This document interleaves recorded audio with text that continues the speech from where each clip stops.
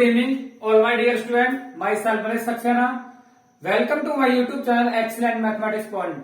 Today we are discussing about unsolved paper solution set number 3, part number 2. तो question is given that question number 5. If matrix है हमारा if 1 2 3 3 3 minus 2 1 4 2 1 then show that a का cube minus 23a minus 40i is equal to 0 आपको show करना है यहाँ पर। तो यहाँ पे a का क्यू होता है आपका a स्क्वायर इंटू a, तो यहाँ पे हमें a स्क्वायर निकालना होगा, फिर उसका मल्टीप्लाई करेंगे हम a में, तो वी कैन फाइंड a का क्यू। तो a square is equal to a into a is equal to हो जाएगा आपका जो मैट्रिक्स है यहाँ पर a, आपस में इन दोनों का कर दीजिए आप मल्टीप्लाई, तो we can find a square. After that a square into a is equal to a का cube we can find. Okay, चलिए यहां से करते हैं 1 2 3 3 माइनस 2 1 4 2 1 और सेम मैट्रिक्स आ गया आपका a। अब यहां से करना है रो का मल्टीप्लाई करना होता है कॉलम से, तो 1 का 1 से 1 प्लस 2 का 3 से 6 और 3 का 4 से 12, तो हमारे ये हो जाएंगे 12 6 18 और 1 19, ये हो गया आपका 19। सिमिलरली इसी प्रकार से हम करेंगे पूरे मैट्रिक्स का इससे मल्टीप्लाई, तो हमारा आएगा यहां से हमारा आ जाएगा 19 4 8 1 12 8 और 14 6 15, ये आ गया हमारा a स्क्वायर। अब हमें फाइंड करना होगा a की पावर 3, तो a स्क्वायर इंटू a, अब हमारा पूरा ये था a स्क्वायर हमने लिख लिया और मल्टीप्लाई करेंगे अपने पुराने वाले मैट्रिक्स से a से। अब इन दोनों का करेंगे आपस में मल्टीप्लाई, और मल्टीप्लाई का हमारा रूल वही है कि ये चलेगी यहां से रो और यहां से चलेगा ये कॉलम, तो 19 1 जा 19 4 3 जा 12 8 4 जा 32। अब यहां से करेंगे रो हमारी ये है, कॉलम चलेगा ये सेकंड वाला, तो 19 2 जा 38 4 2 जा माइनस का 8 और 8 2 जा 16। अब तीसरी वाले से करेंगे 19 3 जा 57 4 1 जा 4 और 8 1 जा 8, ये हो गया हमारा पहली रो में इसका कॉलम से मल्टीप्लाई। इसी प्रकार से हम सेकंड रो का फर्स्ट से करेंगे, फिर सेकंड रो का सेकंड कॉलम से करेंगे, फिर सेकंड रो का थर्ड कॉलम से, तो हमारा आएगा इस तरह से। अब यहां से हमारा ये हो गया पूरा a का क्यू जो फाइंड हुआ है 63 46 69 माइनस 6 23 92 46 63। अब यहां से क्या करेंगे, हमारा पूछा गया था a का क्यू माइनस 23a माइनस का 14i इक्वल टू 0।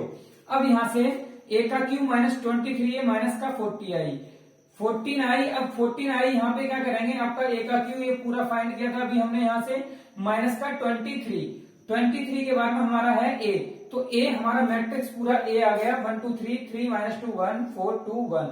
अब यहां से क्या करेंगे हम, आगे दिया गया है 14i, तो i क्या है, आइडेंटिटी है इसकी, तो माइनस का 40 और आइडेंटिटी हो जाएगी 3/3 का मैट्रिक्स है, तो आइडेंटिटी भी आपकी 3/3 की बनेगी, तो यहां से 1 0 0 0 1 0 0 0 1। अब यहां से करेंगे हम इससे कैलकुलेट, तो ये हो जाएगा 63, इसका 23 का अंदर मल्टीप्लाई कर दीजिए, ये हमने सब पूरा मल्टीप्लाई कर दिया, ईच रो एंड कॉलम से 23 का मल्टीप्लाई होगा और माइनस का 40 का मल्टीप्लाई होगा ईच रो एंड कॉलम से।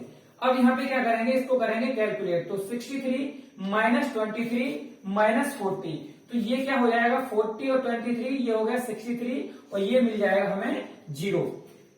इसी प्रकार से हम क्या करेंगे 46 माइनस 46 प्लस का 0, तो इस प्रकार से हम इसको कैलकुलेट करेंगे, तो ये हमारा सारा हो जाएगा मैट्रिक्स हमारा बन जाएगा 0। तो जब 0 0 का मैट्रिक्स होगा यहां से अब आएगा ये, मान लीजिए ये 0 0 0 इस तरह से आएगा हमारा। अब ये 0 0 क्या है, पूरा 0/0 का मैट्रिक्स है, जिसे बोलते हैं हम जीरो मैट्रिक्स। तो इसका क्या निकलेगा, ये तो खुद ही आप में जीरो अपने आप में जीरो हो गया, तो हमें पूछा यही गया था क्या ये इसको सॉल्व करना है और किसके बराबर लाना है, 0 के, तो हमने इसको शो कर दिया कि ये यहां से क्या आया, 0 आया। चलिए नेक्स्ट वाला क्वेश्चन है, if R1 and R2 set A has equivalence then prove that R1 intersection R2 there is also equivalence relation। तो यहाँ पे क्या है, एक सेट हमें R1 R2 वो कह रहा है कि इक्विवेलेंस रिलेशन है। अब कोई सेट है ए, उसमें क्या है R1 and R2 equivalence relation है, तो हमें शो करना है, हमें दिखाना है कि इन दोनों का इंटरसेक्शन भी इक्विवेलेंस रिलेशन होगा।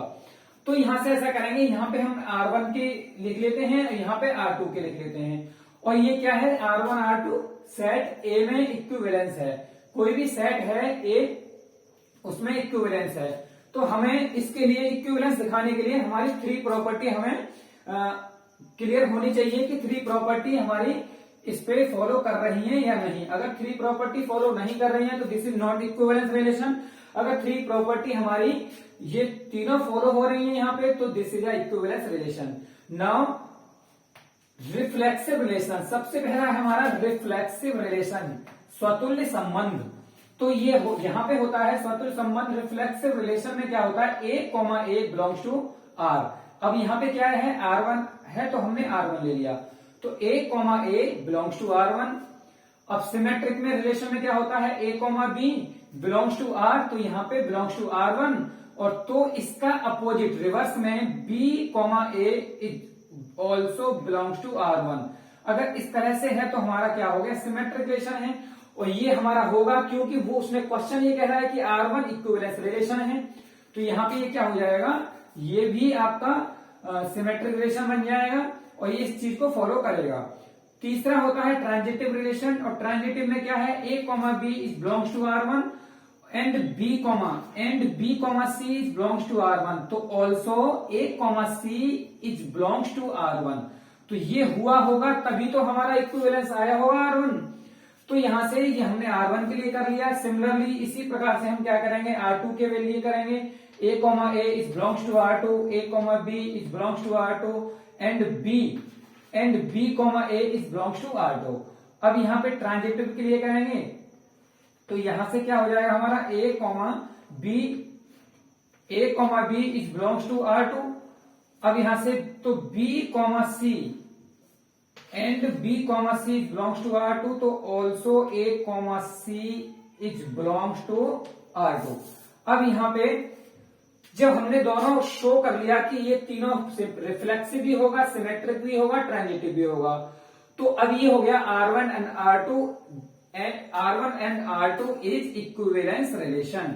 R1 and R2 are equivalence relation. अब हमने यहां तक क्वेश्चन को यहां तक प्रूफ कर लिया। अब यहां से कह रहा है कि दैट R1 इंटरसेक्शन R2, दोनों का intersection. Now R1 intersection R2 क्या होता है, ये मान लीजिए पूरा R1 है, ये क्या है R2 है, तो यहां से इन दोनों का जो कॉमन पार्ट होगा उसे ही तो हम इंटरसेक्शन बोलते हैं, तो ये है इंटरसेक्शन। अब कॉमन पार्ट क्या है इसका, तो इसके लिए भी हमें शो करना होगा कि रिफ्लेक्सिव, सिमेट्रिक और ट्रांजिटिव। तो रिफ्लेक्सिव रिलेशन क्या होता है, वही अपनी पुरानी वाली बात कि A, is belongs to R1। अब R1 बिलोंग्स टू है और R2 भी बिलोंग्स टू है, तो R1 एंड R2 दोनों को बिलोंग्स करेगा, तो यहां से दोनों को बिलोंग्स करेगा, तो ये क्या हो जाएगा आपका A, is belongs to R1 intersection R2। तो यहां से हमने यहां पे लिख दिया A, belongs to R1 intersection R2। अब यहाँ पे क्या होगा कि A, B belongs to R1 and R2। ऊपर से देखिए A, B और A, B R1 R2 को बिलोंग्स कर रहा है, तो इनका रिवर्स भी क्या R1 R2 को बिलोंग्स करेगा। इन दोनों का रिवर्स भी क्या करेगा, R1 एंड R2 को बिलोंग्स करेगा। तो यहां से इनका इंटरसेक्शन भी क्या करेगा, इन दोनों को बिलोंग्स करेगा। तो ये हो गया this is a symmetric relation.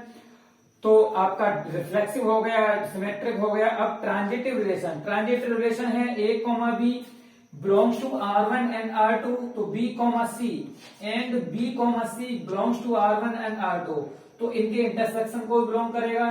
तो यहां से क्या हो जाएगा A, C is belongs to R1 and R2, तो यहां से क्या हो जाएगा, जब R1 R2 को बिलोंग्स कर रहा है तो R1 इंटरसेक्शन R2 को भी बिलोंग करेगा। जब हमारी तीनों वाली ये सारी तीनों बातें हमारी प्रूफ हो गई, तो we can say that R1 intersection R2 is also equivalence relation. तो हमें प्रूफ यही करना था कि क्या यह इक्विवेलेंस रिलेशन होगा, क्या यह तुल्यता संबंध होगा या नहीं। तो हमने ये प्रूफ कर दिया, ये इसका फाइनल आंसर हो गया। चलिए आप करिए, आगे देखेंगे नेक्स्ट वाले क्वेश्चंस।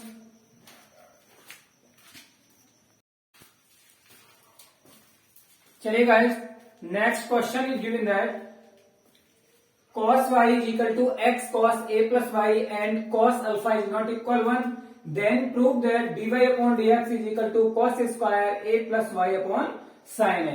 हमें क्या है, फंक्शन दिया गया है cos y is equal to x cos a plus y, proof करा रहा है कि cos square a plus y upon sin a। तो यहां से cos y is equal to x cos a plus y, हमारे पास क्या है, ये है मल्टीप्लाई में, तो हम यहां से x की वैल्यू फाइंड कर सकते हैं। तो ये cos a plus y multiply में LHS की तरफ है, इसको ले आएंगे हम, सॉरी RHS की तरफ है, इसको ले आएंगे हम LHS की तरफ। तो यहां से क्या हो जाएगा हमारा, cos a plus y नीचे डिवाइड में आ जाएगा, cos y upon cos a plus y is equal to x। अब क्या करेंगे, यहां पर ये आ गया फंक्शन हमारा x का, तो differential with respect to y, y के रेस्पेक्ट हम क्या करेंगे, डिफरेंशियल करेंगे, और वो बोथ साइड का, बोथ साइड्स। अब यहां से हो जाएगा dx अपॉन dy cos, अब ये यहां से हो जाएगा नॉमिनेटर अपॉन डिनोमिनेटर, अंश बट्टे हर वाला फॉर्मूला लगाएंगे, डिवाइड रूल लगाएंगे हम। तो ये क्या होता है, जो डिनोमिनेटर का स्क्वायर, हर का स्क्वायर, और यहां से denominator H two H numerator का D Y D X, minus numerator H two H denominator का डी वाई डी एक्स। तो यहां से क्या हो जाएगा, cos a plus Y into D Y D X cos y, cos y का क्या होता है sin y, minus cos y H two H, और cos a प्लस वाई का y के रेस्पेक्ट कर रहे हैं, तो माइनस का sin a प्लस वाई। अब यहां से नीचे वाला हमारा क्या हो जाएगा, we can write as whole square है ये, तो cos square a plus y. अब यहां से ये माइनस माइनस ये हो गया प्लस, तो sin a plus y cos y, ये प्लस वाली वैल्यू हमने यहां पे लिख ली, तो sin a plus y cos y minus cos a plus y, और ये क्या है माइनस है, तो ये माइनस यहां पे आ गया sin y upon cos square a plus y. अब यहां से ये आपको देखने को ऐसा लग रहा होगा कि sin a cos b minus cos a sin b, तो फॉर्मूला होता है हमारा sin a प्लस b का, तो sin a cos b minus cos a sin b। अब तो we can write as sin a plus b, तो a plus y और b क्या है यहाँ पे y, तो y से y हमारा कट हो जाएगा, मिलेगा क्या हमें sin a upon cos square a plus y. तो ये जो वैल्यू निकल के आई है वो आई है dx अपॉन dy की। तो फाइंड कराना हमें लेकिन dy अपॉन dx, तो हम क्या करेंगे, इसका अपोजिट कर देंगे, उल्टा कर देंगे, तो dx अपॉन dy निकल के आया हमारा। तो यहां से जब हम इसका उल्टा करेंगे, तो सॉरी यहां पे हो जाएगा हमारा dy upon dx cos square a plus y, जो नॉमिनेटर डिनोमिनेटर में है वो नॉमिनेटर में आ गया, नॉमिनेटर अपॉन डिनोमिनेटर में आ गया। अब यहां से ये क्या हो जाएगा, हमें जो हमें प्रूफ कराना था आपका, यही हो जाएगा फाइनल आंसर। नेक्स्ट वाला क्वेश्चन है कि solve a linear programming problem under the following constraints. तो यहाँ पे क्या है, आपको एक क्वेश्चन दिया गया है रैखिक प्रोग्रामिंग का, और वो कह रहा है कि z is equal to 10x plus 3y पर आपको इसकी मिनिमम, सॉरी इसकी यहां से करनी है मैक्सिमम वैल्यू, मिनिमम नहीं यहां पर है ये मैक्सिमम वैल्यू। तो यहां पे क्या करेंगे, सबसे पहले हम जो हमें इक्वेशन दी गई होती है हम उनको इक्वल के बराबर लिखते हैं, तो 5x plus 3y is equal to 15। अब यहाँ पे हमेशा हम इक्वेशन जब भी हमारी दी जाएगी उसको हम क्या करेंगे, इज इक्वल टू के बराबर लिखेंगे, और हमेशा सबसे पहला काम होगा कि हम x इज इक्वल टू 0 रखेंगे उस इक्वेशन में। जब यहाँ पे हम 0 रखेंगे तो हमारी पूरी वैल्यू 0 हो जाएगी, यहां बचेगा 3y इज इक्वल टू 15, तो y इक्वल वैल्यू आएगी 15 अपॉन 3 5।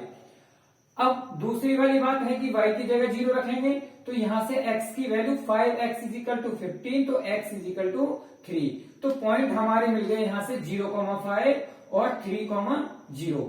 यहां से पॉइंट मिल जाएंगे 3,0 और यहां से जो पॉइंट मिलेंगे हमें 0,5। 5। अब सेकंड वाली इक्वेशन है हमारी कि 2x plus 5 is equal to 10। तो यहां पर वही काम करेंगे, x की जगह 0 पुट करेंगे और यहां से y की वैल्यू हमारी फाइंड होगी 2। और यहां से अगर यदि हम क्या करेंगे, y की वैल्यू 0 रखेंगे तो x की वैल्यू हमारी निकल के आएगी 5। तो यहां से जो पॉइंट निकल के आएंगे हमारे 0,2 और हमारे हो जाएंगे 5,0। अब हमें क्या करना है, इसे नंबर लाइन पे दिखाना है कि यहाँ पर ये पॉइंट शो करेंगे। तो 0,5 0, यहां पर है x का मान 0 होगा, y का मान 5 होगा। कहां पर, यहां पर y अक्ष पर x का मान 0 होगा और y की वैल्यू क्या होगी 5। तो ये है आपका y एक्सिस, y अक्ष। तो यहां से 0,5 ये हो गया। अब क्या करेंगे, यहां पर क्या है, इसी समीकरण में 3,0 इक्वेशन में 5x plus 3y is equal to 15 है। तो यहां पे हमें दूसरा पॉइंट हमारा है 3,0, x की वैल्यू 3 और y की वैल्यू 0, जो कहां पर होगी, x एक्सिस पे। तो 3,0।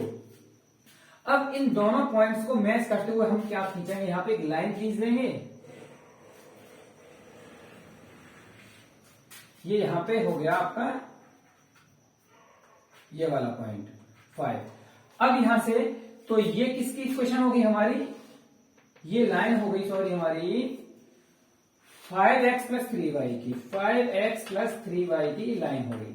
अब यहां से सेकंड वाले पॉइंट हमारे पास क्या है, 0,2, x का मान 0, y का मान 2। तो यहां पे मिलेगा हमें x का मान 0,2 और 5,0। तो 5,0 हमारे कहां होंगे, यहां पर 5,0। अब इन दोनों पॉइंट्स को मैच करते हुए हमें क्या करनी है, एक लाइन खींचनी है यहां से।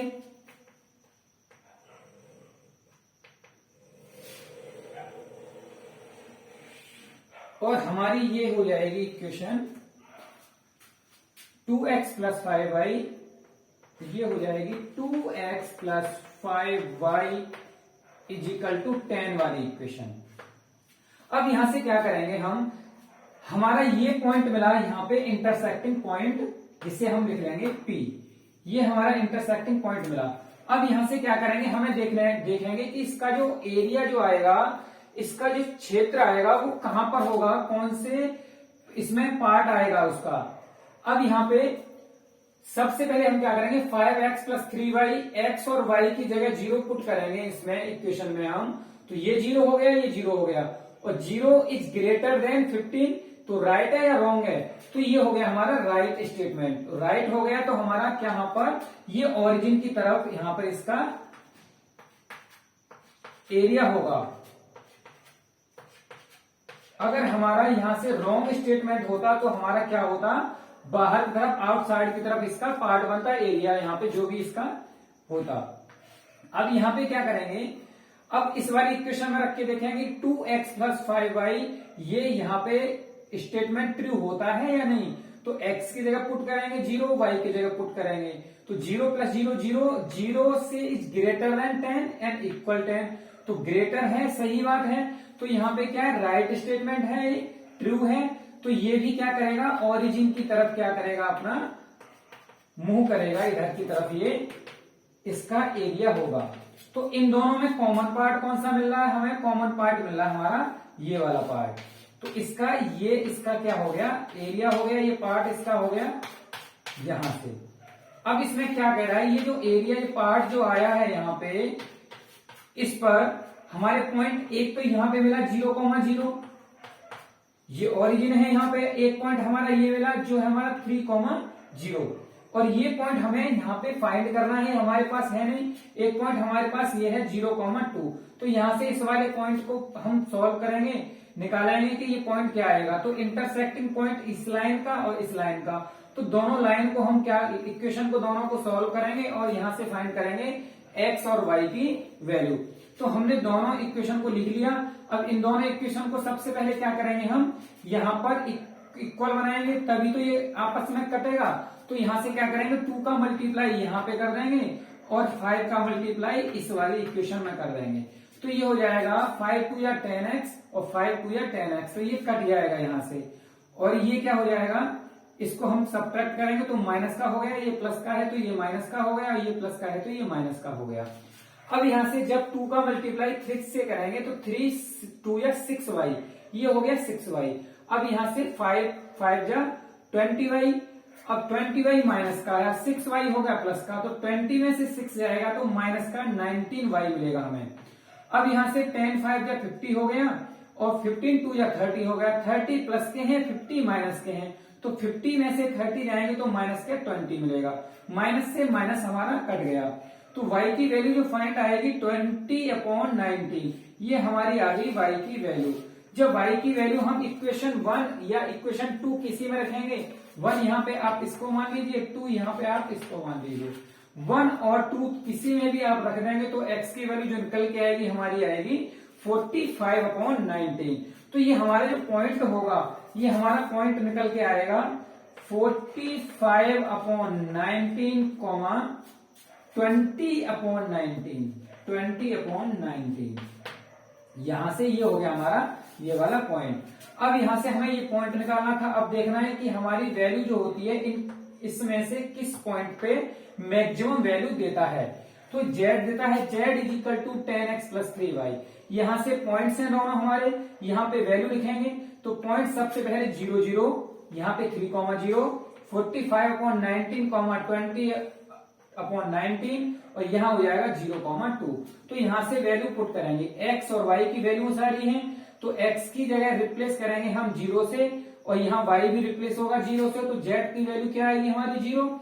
अब यहाँ पे x की वैल्यू 0 है, y की वैल्यू 2 पुट करेंगे तो ये 0 हो गया, 3 2 या 6, यहां से ये होगा हमारा 6, 3 2 या 6, यहां से 6 आएगी वैल्यू, तो ये वैल्यू 6 आएगी यहाँ पे, क्योंकि ये y की वैल्यू 2 है हमारी, ठीक है। 0,2, x का मान 0 है, यहाँ पे y की वैल्यू 2 है, तो 6 आ गई।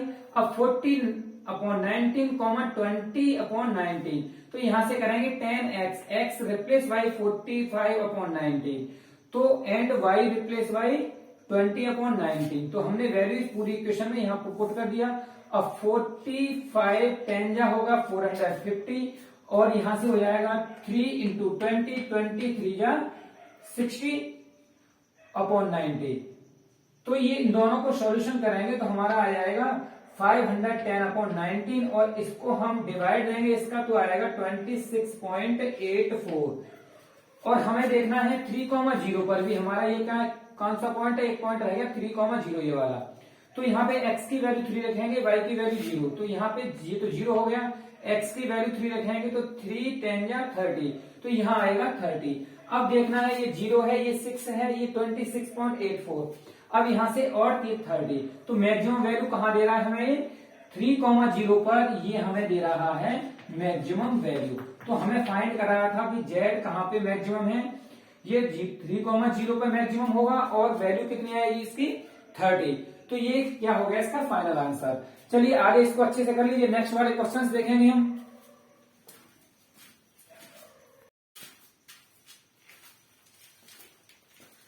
चलिए guys, next question is given that show that in the set of integers r = a, b such that a - b divides 7 is an equivalence relation।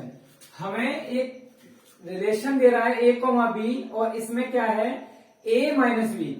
जो पहला वाला a है हमारा, a जो हमें दिया गया है कि a की जगह यदि कोई हमारा नंबर है, इंटीजर हम मान लेंगे इसको, यदि a में से हम b को माइनस करेंगे तो जो भी आएगा वो 7 से डिवाइड है, और 7 से डिवाइड है तो वो क्या होगा, ये आपको शो करना है कि ये क्या इक्विवेलेंस रिलेशन होगा या नहीं, तुल्यता संबंध है या नहीं। तो सबसे पहले बात करते हैं रिफ्लेक्सिव रिलेशन। रिफ्लेक्सिव रिलेशन क्या होता है, तुल्यता संबंध, और ये हमारा है a, is belongs to r। यदि a, हमारा रिलेशन को बिलोंग कर रहा है तो हमें क्या कह सकते हैं, we can say that this is a reflexive relation. तो यहां से let a is belongs to z। अब z यहाँ पे हमारा इंटीजर है, तो यदि हम a, दोनों हमारे क्या है x और y की वैल्यू a है, यदि a - a = 0, यदि हम जो हमारा नंबर है, कोई नंबर ले लिया, हम ना लीजिए 7, अब 7 यह ले लीजिए 14, क्योंकि डिवाइड बाई 7, 7 से डिवाइड होना चाहिए, वही नंबर लेंगे हम यहाँ पे। तो 14, अब 14 माइनस 14, अब वो कह रहा है कि अगर a माइनस ए करेंगे 0 आएगा, तो वो भी डिवाइड होना चाहिए किससे, 7 से। तो हम यहाँ पे लिखेंगे a minus A divide by 7, तो हमारा a माइनस ए भी 7 से डिवाइड होगा। तो ये क्या हो गया, 7 से डिवाइड हो गया, तो then a comma a is belongs to r, तो r is a reflexive relation. r क्या होगा, हमारा एक तुल्यता संबंध होगा। नेक्स्ट है सिमेट्रिक रिलेशन, सिमेट्रिक संबंध। अब a comma B is belongs to r, तो यहाँ पे क्या होना चाहिए, तो also b comma a is belongs to r, तो यहाँ पे a minus b divide by 7, यदि a माइनस बी 7 से डिवाइड हो रहा है, तो b minus A is also divide by 7। मान लीजिए हम एग्जाम्पल लेते हैं, हम लेते हैं 14 माइनस 7। अब 14 माइनस 7 डिवाइड बाई 7, 7 से डिवाइड है, तो क्या 7 माइनस इसका रिवर्स में 7 माइनस 14 7 से डिवाइड नहीं होगा, तो ये भी ऑल्सो डिवाइड बाई 7, तो माइनस आएगा, लेकिन क्या है, डिवाइड तो 7 से होगा। तो we can say that this is a symmetric relation because b minus is also divided by 7।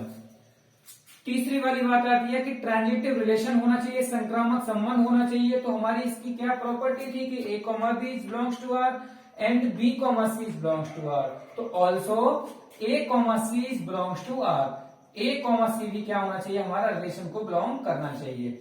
अब यहाँ पे a minus b divide by 7 और b minus c divide by 7, तो हम क्या करेंगे, ये जो a c है ये दोनों में कॉमन है, a c भी क्या होगा, ऑल्सो डिवाइड बाई 7। कैसे, यदि हम a और b और c इनको ऐड कर दें, जैसे कि a minus B plus b minus C, तो ये b प्लस का है, ये माइनस का है, दोनों कट गए। अब a माइनस सी बचा, तो a minus c is also divide by 7, तो क्या होगा, a माइनस सी भी क्या होगा, 7 से डिवाइड होगा। अब होगा तो हमारी तीनों प्रॉपर्टी ये जो दी गई थी वो हमारी तीनों यहाँ पे ट्रू हैं, तो we can write as then this relation is equivalence relation, यह संबंध जो होगा वो आपका तुल्यता संबंध होगा।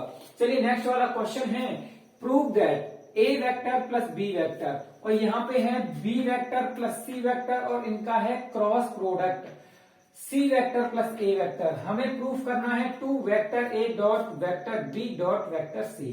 तो यहाँ पे हमने ले ली LHS vector a plus vector b plus vector c, cross product c vector plus a vector. यहाँ से हम करेंगे इसका अंदर मल्टीप्लाई, तो यहाँ पे पहले इन दोनों का करें क्रॉस प्रोडक्ट, तो b वेक्टर का करेंगे c vector plus a vector से, तो b vector cross product c vector plus b vector और a वेक्टर, b का c से करेंगे, फिर b का ही a से करेंगे, अब c का c से करेंगे, फिर c का ही हम a वेक्टर से करेंगे। तो हमने ये कर दिया मल्टीप्लाई। अब यहाँ पे क्या है, दोनों वेक्टर सेम है, c वेक्टर, तो इसकी जो मान आता है वो क्या आता है, वैल्यू 0, तो ये तो 0 हो गई, बचे हमारे तीनों, तो हमने यहाँ पे ये लिख लिए। अब क्या करेंगे, अब इसका मल्टीप्लाई अंदर करेंगे हम, a वेक्टर का तीनों से मल्टीप्लाई, b वेक्टर का भी तीनों से मल्टीप्लाई। तो यहाँ पे ये देखेंगे a vector b vector cross c vector, इसका a का कर दिया दोनों से, फिर a का इससे करेंगे, a vector b vector cross a vector plus a vector c vector cross a vector. अब यहाँ b का करेंगे इसी प्रकार हम इससे मल्टीप्लाई, तो यहां से क्या होगा कि यहाँ पे डॉट प्रोडक्ट है लेकिन अंदर क्रॉस प्रोडक्ट है। अब यहाँ पे आता है ये a वेक्टर b वेक्टर और क्रॉस a वेक्टर, और a वेक्टर क्या देता है, 0 देता है, तो ये पूरा 0 हो गया, तो ये वैल्यू हमारी 0 हो गई। यहाँ भी a वेक्टर आ रहा है तो ये भी 0 हो जाएगा, और हमारा यहाँ b वेक्टर ये सेम आ रहा है तो ये भी वैल्यू 0 हो गई, ये b वेक्टर ये भी वैल्यू 0 हो गई। अब यहाँ से तीनों अलग अलग हैं तो ये 0 नहीं होगा और ना ये वाला 0 होगा, तो a vector b vector cross c vector we can write as a vector dot b vector dot c vector. Similarly b vector c vector cross a vector we can write as b vector dot c vector dot a vector. तो हम क्या लिख सकते हैं इसको, a vector dot b vector dot c vector, क्योंकि vector a dot vector y vector x dot vector y dot vector z. We can write as x vector dot y vector cross z vector, या फिर y vector z vector into x vector, z vector x vector cross product z vector. But ये जो value होनी चाहिए यहाँ पे same नहीं होनी चाहिए, क्योंकि इसका क्रॉस प्रोडक्ट क्या हो जाएगा, 0.